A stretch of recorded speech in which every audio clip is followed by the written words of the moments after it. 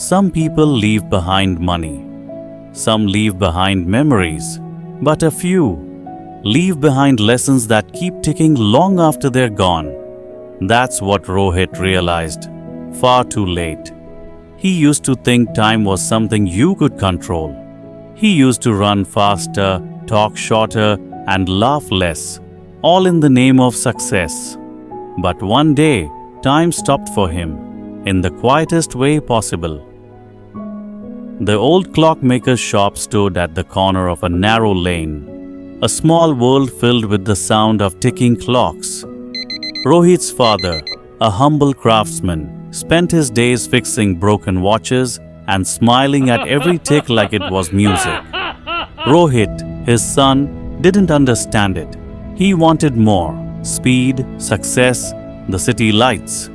One evening, before Rohit left for college, his father handed him a small box.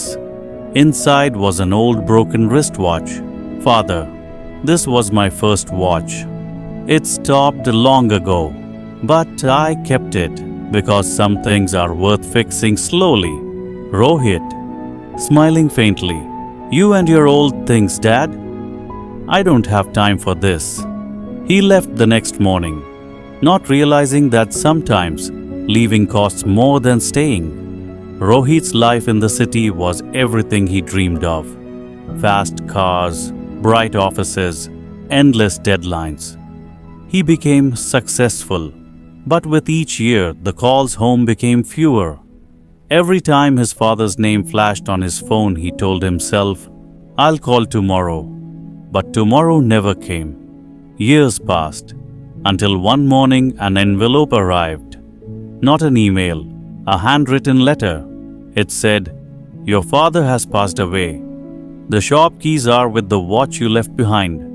Rohit stood frozen.